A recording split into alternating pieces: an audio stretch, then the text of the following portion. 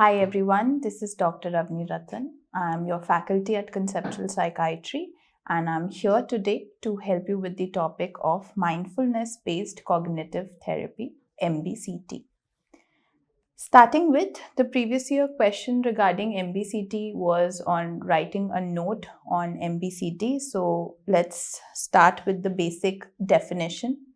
So MBCT, it is a therapeutic approach that helps people who are vulnerable to depression and to learn to process that experience without judgment as it arises. So it's like learning to observe your thoughts and feelings as passing clouds rather than getting caught into the storm. So if I ask you to imagine that you wake up feeling sad, so instead of spiraling into why am I always like this or I'm useless, MBCT teaches you to notice that I am experiencing sadness right now and it's a feeling that will pass.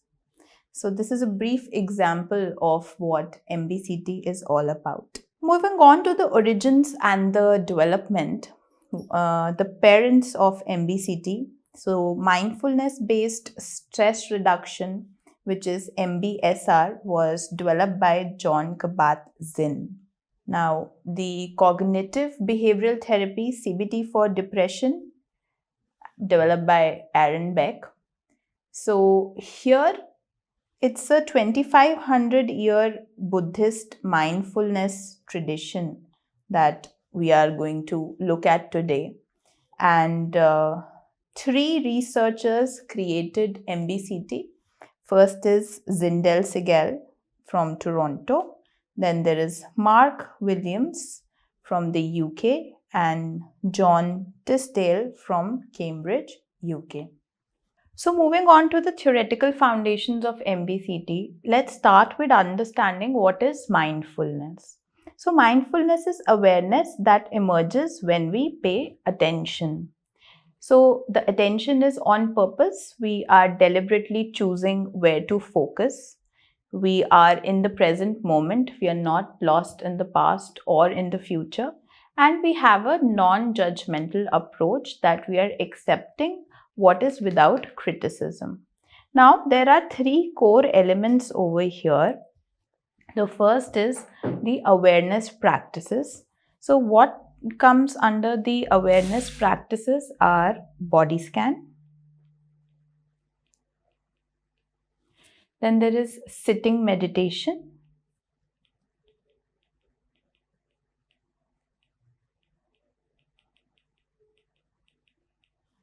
And mindful movement.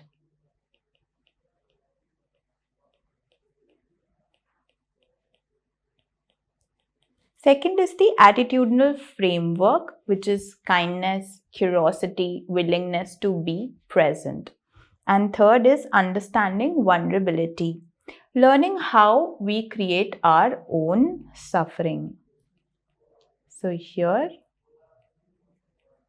learning how we create our own suffering.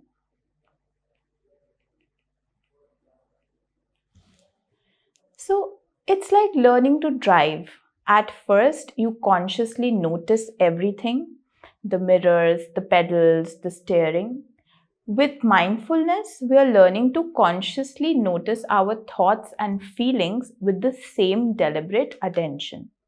So today, we will explore mindfulness-based cognitive therapy, commonly known as MBCT, one of the most influential third wave cognitive behavioral approaches, which was developed in the past few decades.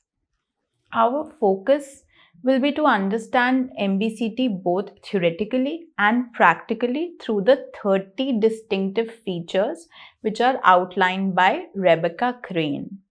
So this lecture will systematically unpack how cognitive science merges with mindfulness traditions and how it conceptualizes human suffering.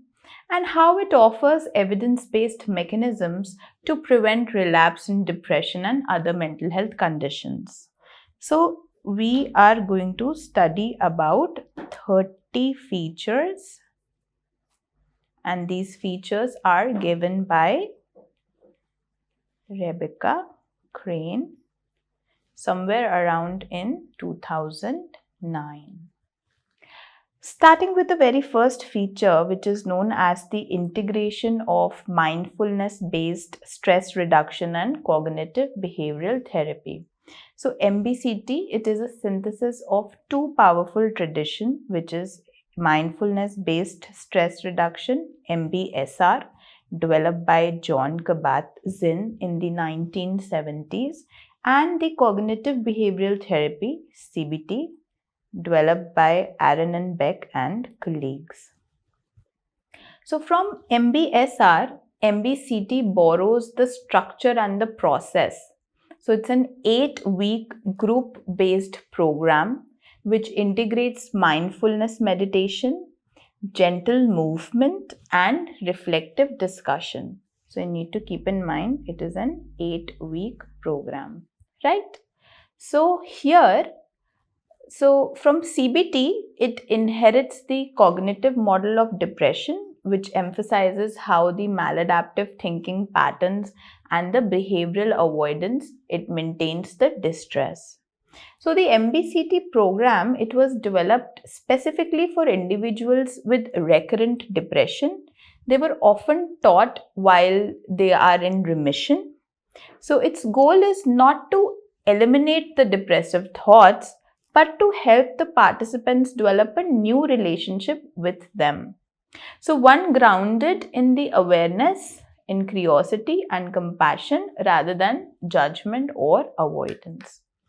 If I summarize it quickly, mindfulness provides the how, the experiential method of cultivating awareness, while CBT provides the why, the theoretical understanding of how thoughts influence emotions and behavior.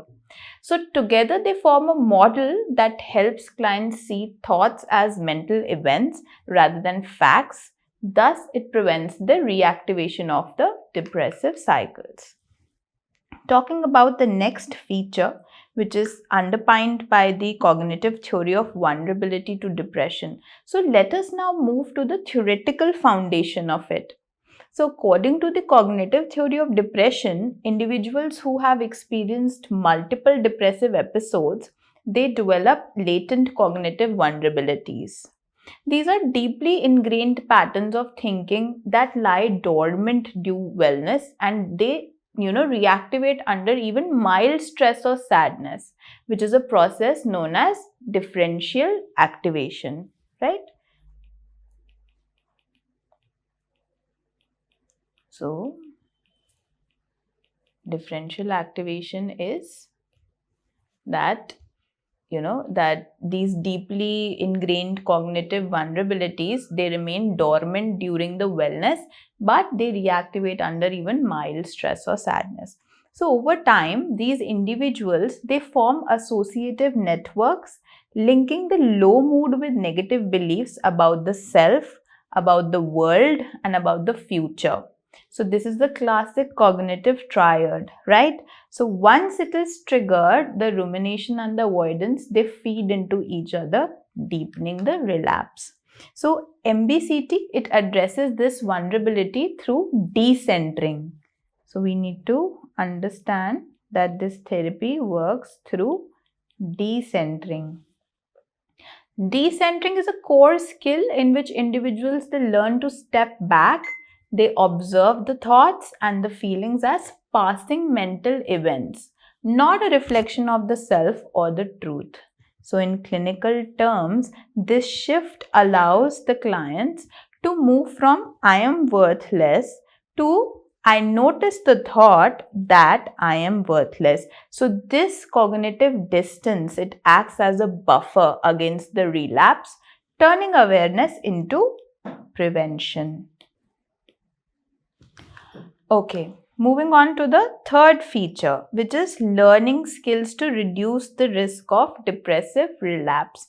So MBCT, it is not primarily about insight or intellectual understanding. It is skills-based learning. So the program teaches participants 4 essential capacities. 1. Stepping out of automatic ruminative patterns.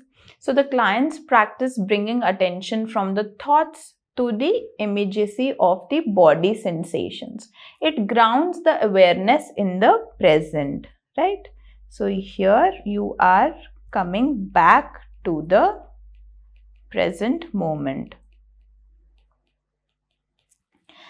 Second is recognizing early warning signs. So the participants learn to identify the cognitive and the somatic cues of relapse before they escalate. So noticing fatigue, withdrawal, or repetitive negative thinking is one of the examples. Then relating differently to experiences. So rather than reacting to sadness with self-criticism, they learn to acknowledge it with acceptance, which is a shift from doing to being. So now you're looking at this shift. Then turning towards difficulty. So mindfulness, it encourages an approach rather than avoidance situation. So allowing the emotions to be processed rather than suppressed. So here we are looking at approach and we are not encouraging avoidance. The next is the significance of automatic pilot. So the concept of automatic pilot, it refers to the habitual mindless mode in which we live much of our daily life, right? What is automatic pilot? The habitual mindless mode in which we live our daily life. So we drive, we eat, or even we, converse without awareness, functioning efficiently but unconsciously. So while automatic pilot, it serves adaptive purposes, it frees the cognitive resources for multitasking. It becomes problematic when emotional and behavioral responses also become automatic, right? So while it is freeing you from a lot of cognitive resources, but it also becomes problematic when the emotional responses are happening on an automatic basis. So for the individuals who are prone to depression, automatic thinking can mean instant activation of self-critical patterns before awareness can even intervene. Right? So when is it problematic? When the emotional response becomes automatic, right? When the self-critical thinking has already been activated before the awareness can even intervene. So here MBCT cultivates intentional awareness, right? So what are we looking at is intentional awareness. That is one thing which interrupts the automatic pilot. So through daily mindfulness practices, participants, they learn to wake up to the present moment, noticing the sensations thoroughly and feelings as they unfold throughout the day. So this re-engagement with, the immediacy of the situation allows them to respond rather than react, which fosters self-regulation and emotional clarity. So here, now we are responding, we are not reacting.